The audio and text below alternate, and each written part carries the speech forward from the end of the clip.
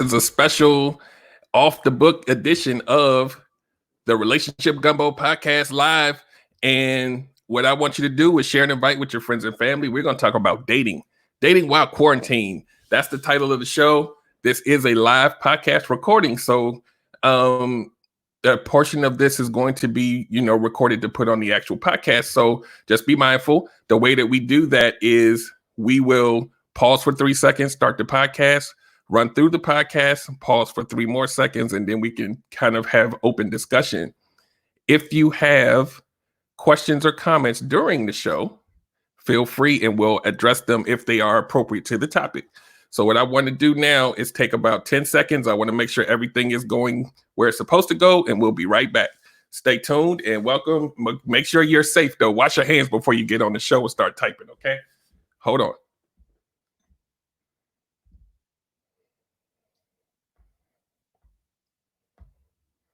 Cool. We're good. So we're just going to keep it moving. As you come in, people, just kind of let us know where you're chiming in from and, who you are. And if you have anything to add, feel free. So we're going to start in about 3 seconds. Stand by.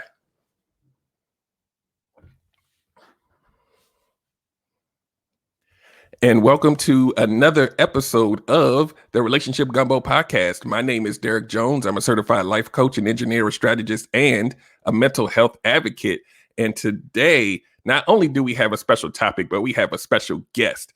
The topic today, as we're all in this quarantine situation right now, a lot of people are sitting at home and they've been on the dating scene and now they don't have the opportunity to date. And how does that work?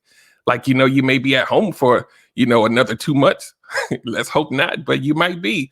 And what does that look like? How do you meet people? So we're going to talk about what people are going through, how they're doing it, how it feels, and all of that. And I have a special guest today that's going to help me out, and she's going to give us her input. I met her on an app called Periscope. Like you know how on social media, we run into people sometimes, and sometimes we connect with like-minded people. Everybody's different, but sometimes you have the same kind of rhythm, the same kind of thought process, and you welcome in the differences, but everything kind of flows from the same vibration. And that's how I met her. And we check on each other every now and then on a social media app. So we're going to actually collaborate today. So I'm going to put her up on the screen. We are live, ladies and gentlemen, who are listening to the audio, so that you can see her face, and she's going to introduce herself and let you know what she does, because she can do it way better than I can. So stand by. Hey, Sierra, welcome. The Sierra Lewis, welcome to the show. Let everybody know who you are and what you do. Well, first of all, thank you so much for having me. My name is Sierra. I am a product development consultant and business coach, and I own a business called Good Juju, where I sell healing crystals, hence the crystals behind me. And I make lots of positive and motivational videos on Periscope, which is how we met. So I'm flattered. Thank you for having me. No problem. So we just gonna get down to the white meat right now. We're gonna get into this. So what I did, ladies and gentlemen, is I segmented this into 4 different sections so that we can kind of keep on task. But we're gonna have a little fun with this. We're gonna talk about some of y'all today. So the first topic, or the first category we're gonna talk about is and first let's just do a quick like a little 60-second overview of what this is. We know that people are home now. We know that people are single and dating, and now you don't have the opportunity to go out and have those dates. And for some people, you're professional daters and you just get off on going out and meeting people, and now you can't do that. And how do you do that in this world of the internet and all of that? So the question is, why would people even want to do or try to do anything that looks like dating while they're quarantined? So number 1, is it an opportunity for a deeper connection? And so, sometimes people, we always talk about, I want to get to know the inside first. So what do you think about that, Sierra? An opportunity for a deeper connection. I don't know about that. I don't know about that. I feel like I don't know. I feel like in this day and age, it's important to get to know people face to face. I Hmm. feel like things can be misconstrued if you're communicating digitally exclusively or as your primary mode of communication.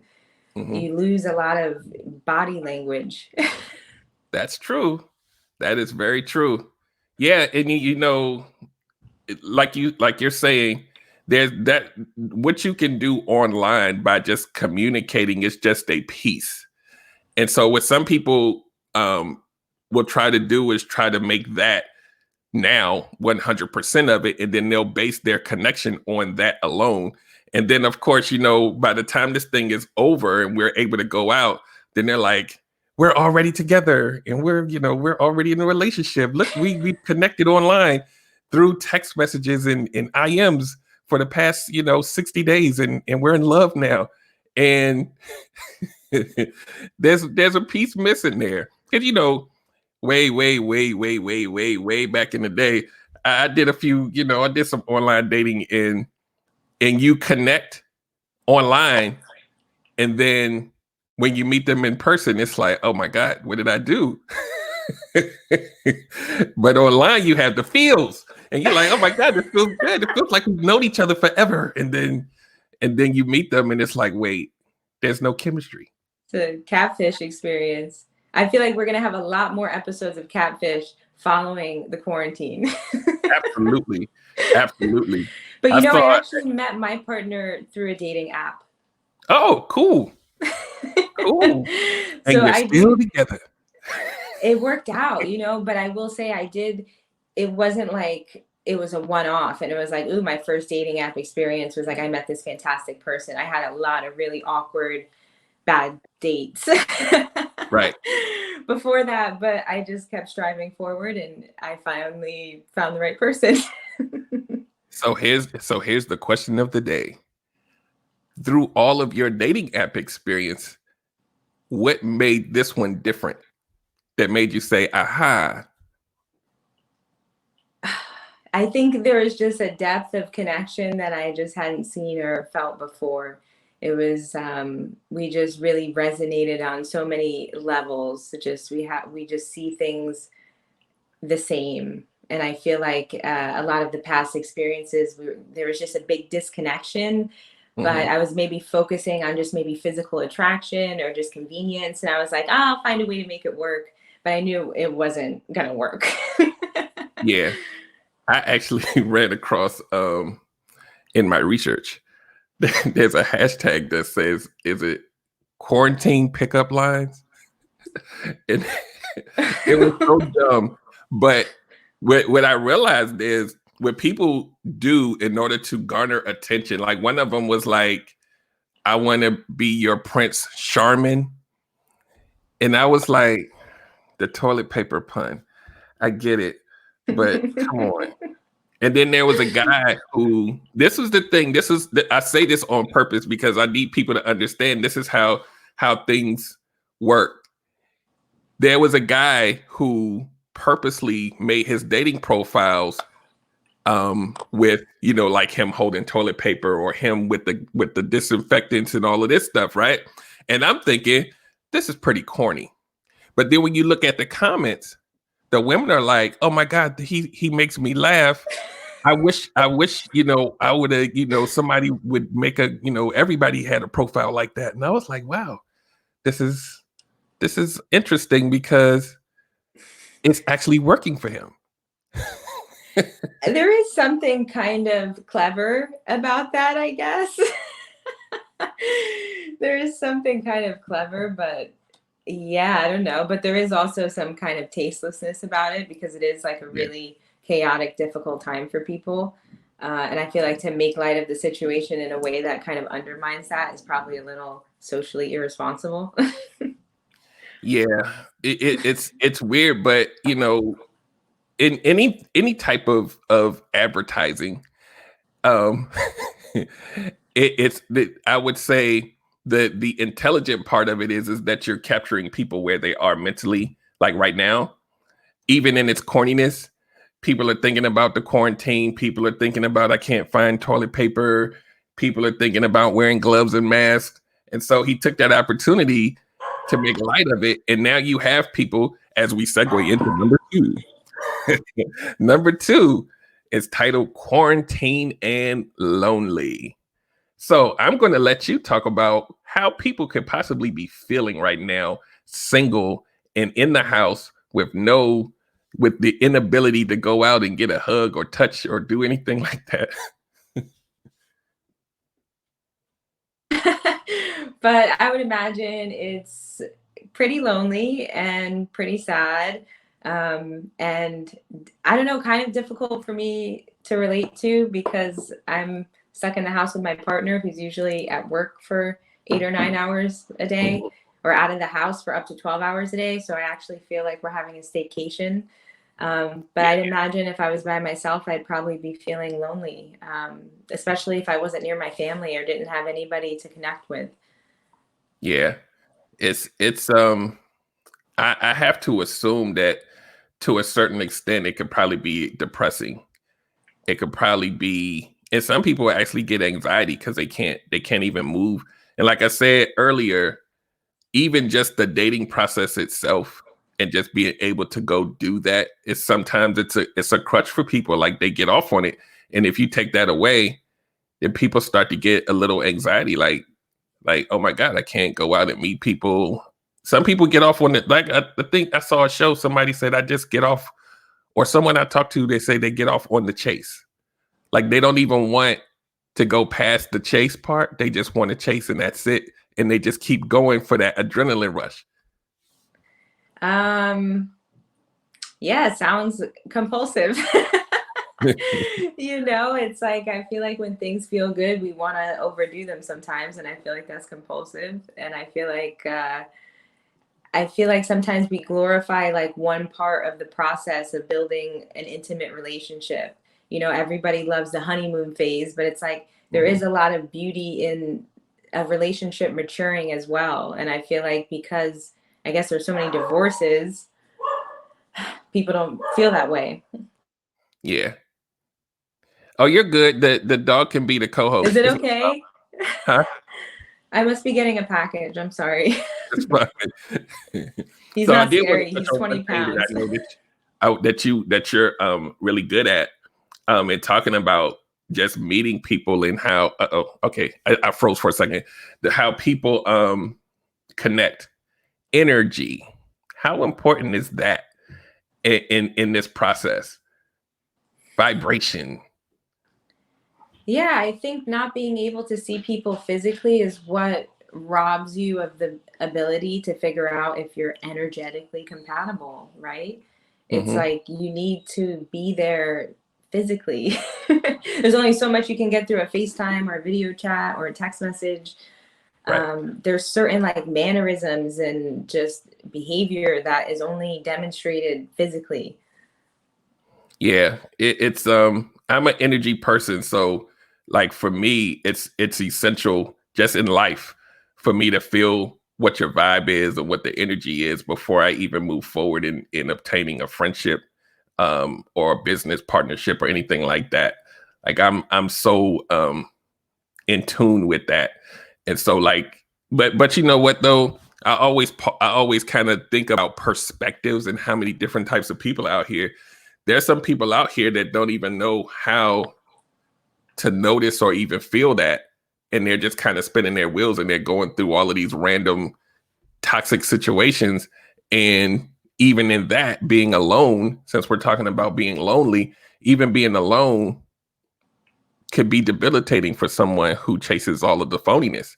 And they're just like, oh my God, I can't even function because I need randomness in my life. I can't Well, even then focus. it's a good opportunity for some self-realization Yes. because I feel like it's like people if it's like if you can't be present with yourself and your own messed up situation, then how can you expect somebody else to be? Yeah. Yeah. And we actually have a comment from Periscope from Dr. Tammy, and she says, "Are any guests who are actually dating?" And I'll say this to the audience. With this whole quarantining dating thing, who knew? Like, but it's a thing. Like, people are actually having dates via FaceTime or Zoom or whatever it is. Who knew? Like, but people are creating opportunities where they never had them before. So I think that partly to me is a good thing. But then it's like everything kind of has an order and steps to it. And a lot of people are gonna do this and they're gonna cut out a lot of the meat of what you should, maybe some of the questions you need to ask or some of the things you need to do in order for you to get to the point where you're happy, like Sierra is. It's a vetting process. Listen, I develop products. I believe in vetting processes. I believe before you choose a partner, whether that's a supplier, a manufacturer, a business partner, a romantic partner, you need to vet them. You need to do a little credit check, not physically, but you know what I mean? Yeah. That's real. And I always talk about that. But it's the easiest and the hardest thing for people to do because we have this ever elusive thing called emotions and desperation. Desperation. That's what it is. That is what it is. That will drag you down. Yeah. And that's why I always talk about logic versus emotion. And when you're lonely or even alone, sometimes a certain amount of time goes by and you start getting fidgety. And when you get that fidgety feeling, that's when your decision-making process goes out the window.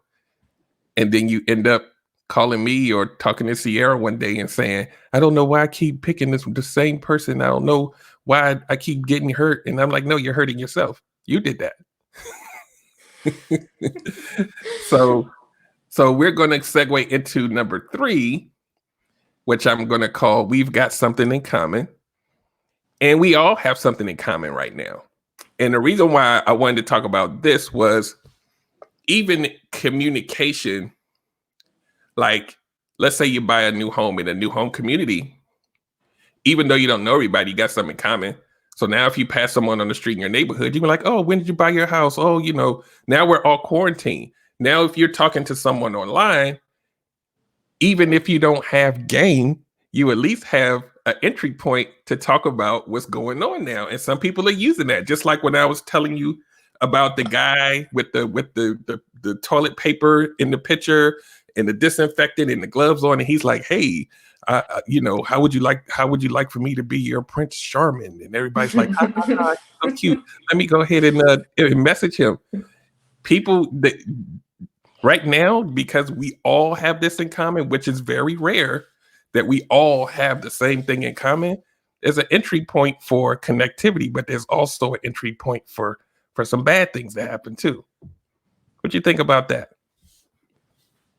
I don't know. It's like, yeah, I guess struggle unites us. Is that kind of, it's like, I guess difficult, challenging circumstances, can bring people closer together because you have this sense of connection because you can relate. But I don't know, man. I feel like dating right now I just don't feel like it's, I feel like the situation is kind of prohibiting it. And I feel like people are trying to get creative about doing that, but there's going to be long-term consequences. Yeah. You know what I mean? I feel like you're missing key elements of what's necessary to vet a partner and build a relationship, like a real lasting relationship that's healthy and productive. Right. Yeah.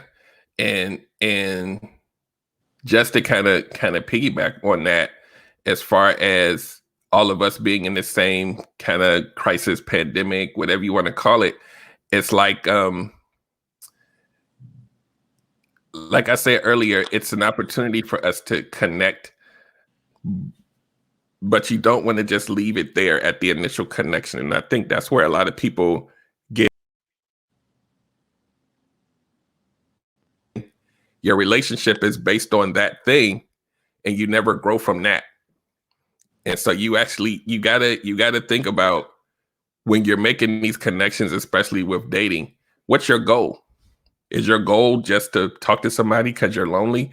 Like even on Periscope and Facebook Live, you have a lot of people with the title that just says, "I'm bored. Somebody talk to me. Anybody talk to me." And when you start, people say it in jest and it's light, but when you put yourself out there like that, you also open the door for predatory behavior too. Mm, ain't that the Right? truth? That is the truth. You know, it's difficult though. It is a double-edged sword because it's like there are there are so many avenues and opportunities to use social media during this time to still connect with people. But I feel like it's just important to be mindful of the type of connections that you're pursuing right now.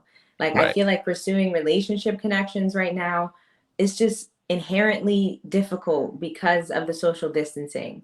But I feel like you and I right now are able to pursue a business connection because we can do it digitally. We don't have Right. to physically, I don't have to be in your studio, you know? So to Right. me, it's like maybe get more creative about the type of connections you're pursuing. Maybe pursue a connection with yourself. Like, I don't know. That's just how I feel.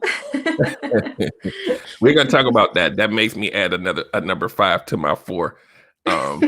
It's gonna be a good segment. You're gonna see. Watch, I'm gonna make this work. So number 4, this is the probably one of the most apparent things that's happening right now. Online dating apps and how people are utilizing them now versus how they were before this even happened. Um, in my research, there's of course an uptick in online dating app usage, and um, a lot of the people that created the apps are making it more inclusive of you being able to stay inside the app to get to know each other via some kind of video chatting situation. They're beefing up their that part of it as opposed to getting you to meet online and then go do what you had to do offline. So there's an uptick in this, but just like regular online dating, there's pros and cons to how these things work and the profiles and all of that. And you said you met your partner on an online dating app.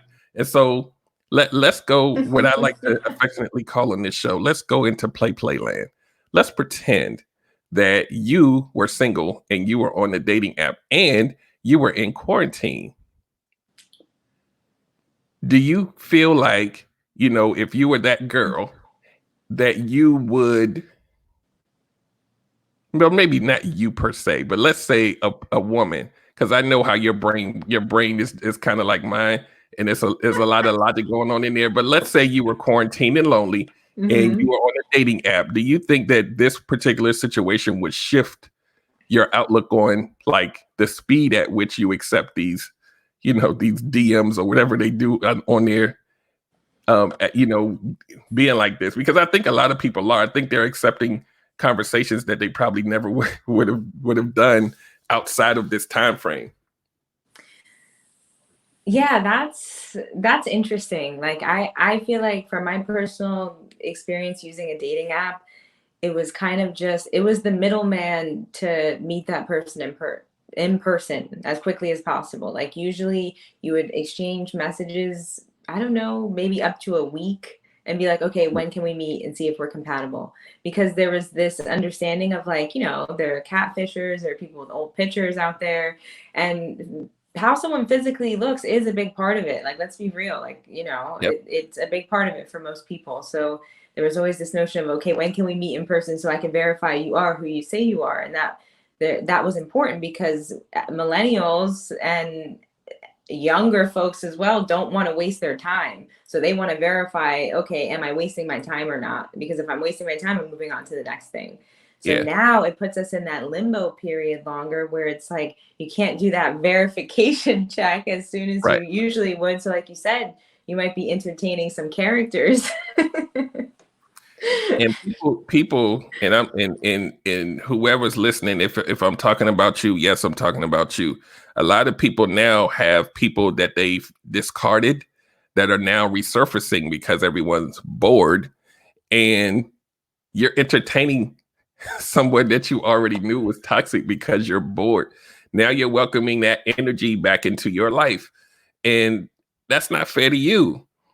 And because I see it now online a lot. They're like, why are these people popping up in my inbox? And I'm like, because everybody's sitting at home and they're thinking about, okay, what's the path of least resistance? It's you. What's the path of least resistance? Yeah. Oh, let's keep it real. Predators don't go for targets that are hard to hit. They're going to go for the easy prey. So they're going to be like, okay, is she still single? Yep, I'm looking through her profile. I know that we haven't talked in 6 months, but damn it, I know she's home now. I know she's sitting at home watching Netflix. She just put a post up about it.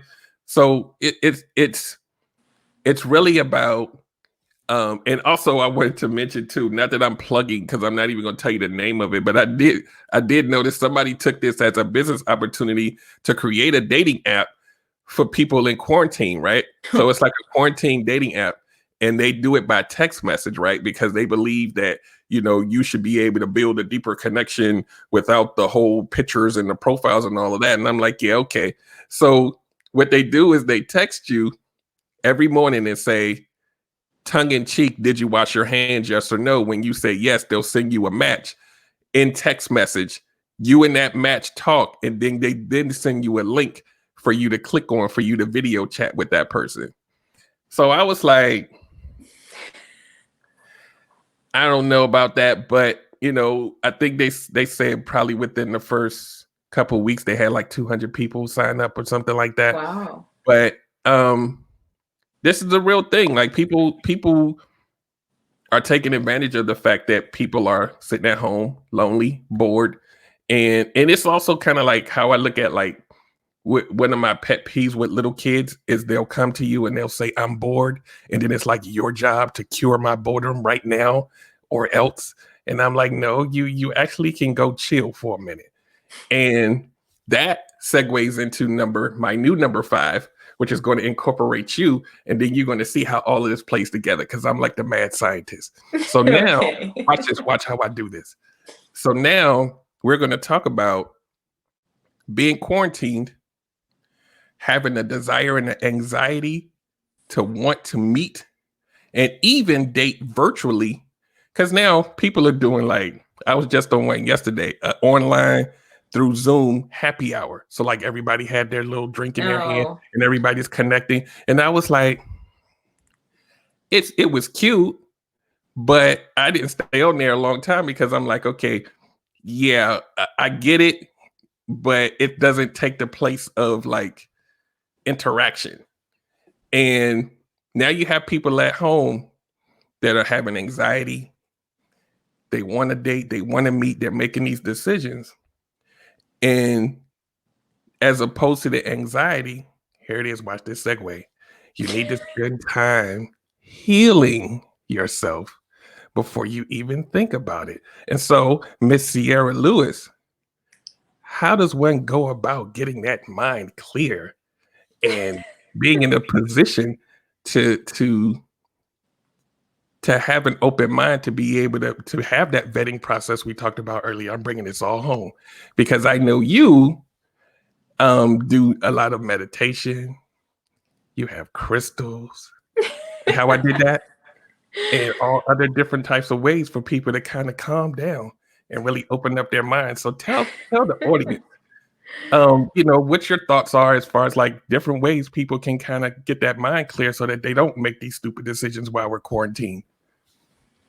Okay, so wow, beautiful. Mm-hmm. So first, let me start off by just mentioning that crystals and any physical tool is a supplement to the real healing work that needs to be done.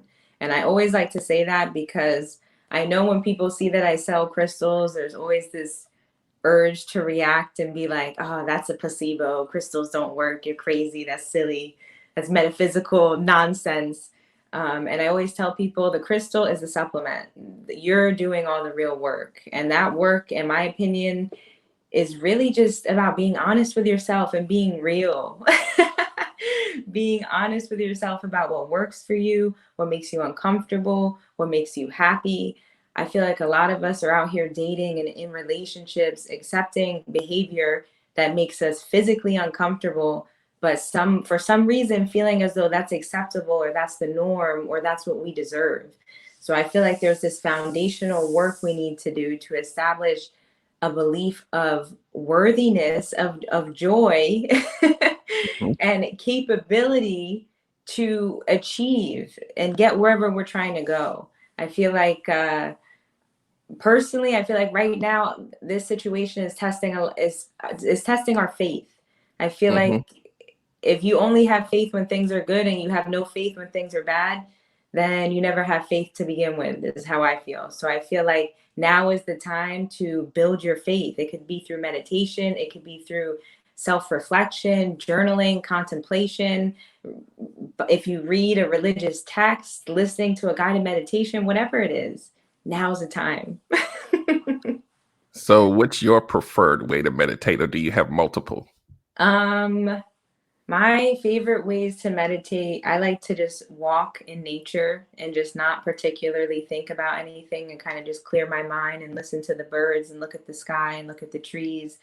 Anybody could do that. There's nothing preventing you from taking a stroll in nature as long as you're 6 feet away from somebody else. Mhm. And then something else I like to do is kind of just traditional meditation where I just sit with my legs crossed and my back straight. And I try to really just focus on my breath and be aware and observant of my thoughts. Notice how I say cancel thoughts is not an option. You're going to have the thoughts. It's more so about Right. the awareness of the thoughts. Yeah. What I learned about myself in trying to figure out what was the best way for me to meditate, just because my mind is always like moving at 3 million miles an hour. Music does it for me.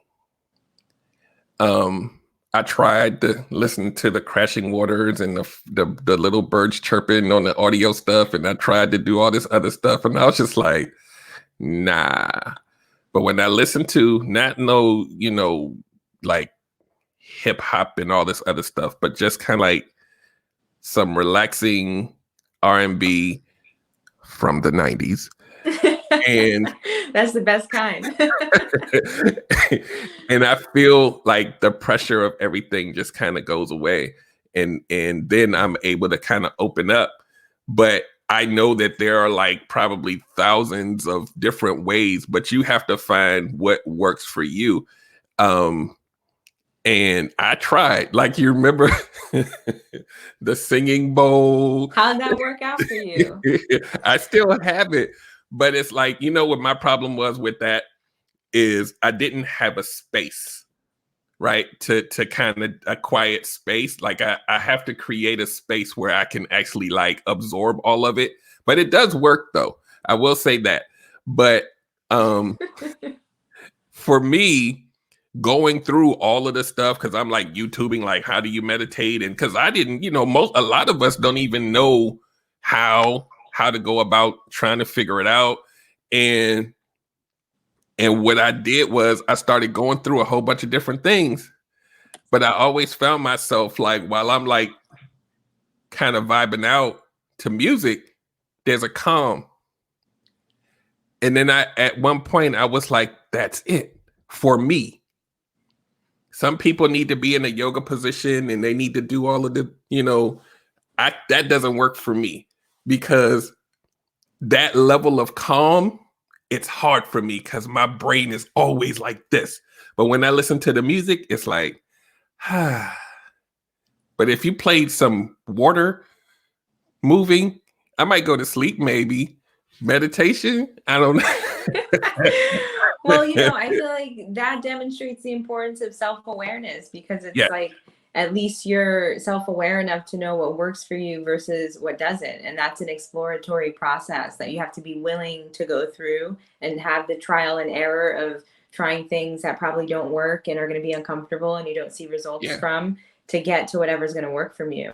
I know a lady who is very into essential oils and aromatherapy and she Mhm. swears by them and she will like you tell her you have a headache and she's got this essential oil prescription and I'm just like okay, and you could just tell that's like her method of I almost want to say coping with life, with just making Yeah. sense of life, and her finding peace and calm and serenity. So it's beautiful. It's like whatever works for you, then do it to the maximum. And the word self-aware is huge here. Just to bring it back home with this topic, being self-aware, I specifically focused on meditation because when you're in that space of feeling lonely and the anxiety of needing to find someone to talk to date or whatever, having a clear, calm mind for you to be able to think about who you are, what you need, what do you actually need to be doing right now, as opposed to going on and being thirsty for a date. Because the only reason you're thirsty is because we're quarantined. There's a larger problem there. And so you have to become self-aware of yourself. And so just to reiterate, meditation can take different forms. You have to at least know that you probably need to do something to clear your mind. Sometimes it's reading a book. It could be a list of other things. And that was my problem. I would see these little gurus and I would be like, okay, I have to sit in Indian style and do what they do. But that's not the only way. And that's why when Sierra said being self-aware, if you know that doesn't work for you, you don't stop. You figure out like what makes you happy, what things in your life keep you calm. And the thing about it is, a lot of people don't know the answer to that. Wow, I Yeah, mean, come on. I mean, meditation can be anything that allows you to be present. Like there are some people who crocheting becomes a meditative act because they're just so immersed and so present with their hands, with what they're doing, that there aren't any thoughts overtaking their mind. For some people, they can go into a meditative trance just washing their dishes or riding a yeah, bike or yep, playing basketball.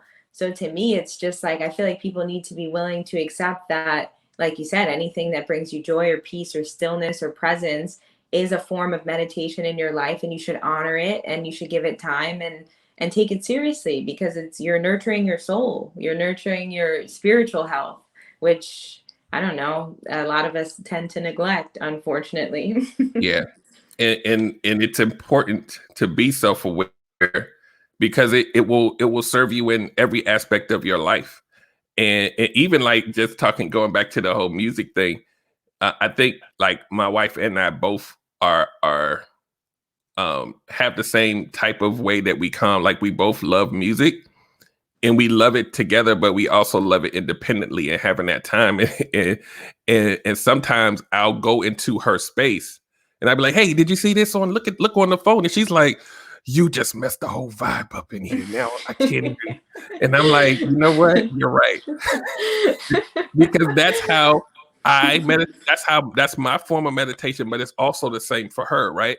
And so when you actually realize that was what does it for you and you kind of zone out, you don't want anything to kind of mess that because of what it's doing for you. And that's any type of meditation. I walked in on a couple of people while they were just kind of whatever they were doing, and they were just looking like I'm vibed out in here, right? Like, come on, like what do you messing up the whole mojo. Now I got to start all over again. Matter of fact, I can't even do it. Now I'm have to wait and do it another time. But if you don't even have that, everything that happens in life, stress, anxiety, kids, work, schedules, traffic, all this other kind of stuff, if you don't have an outlet, you're a ticking time bomb. That's how you get lost in the sauce. Yeah. That's how you get lost in the sauce. I feel like just this last couple of years of my life, I feel like I realized the need to just kind of stop and check in with myself now and then. I feel like I spent a lot of time in my younger years just plowing through anxiety and depression or grief or sadness or, self rejection, all of these low feelings, just trying to plow through them without really addressing them, and just kind of sweep it under the rug, or I'll get over it or whatever. And then it was just like, okay, no, I need to spend some time with myself. Yeah. I need to spend some time with myself, and it's going to be uncomfortable and it's going to be weird and it's going to be funky, but it's going to be worth it in the long run. Yeah. And once again, audience, I keep bringing up this point of self-aware meditation, getting to know yourself, because I'm repeating this on purpose, because there's at least 1 to 2 people that's out there listening right now that needs to hear this.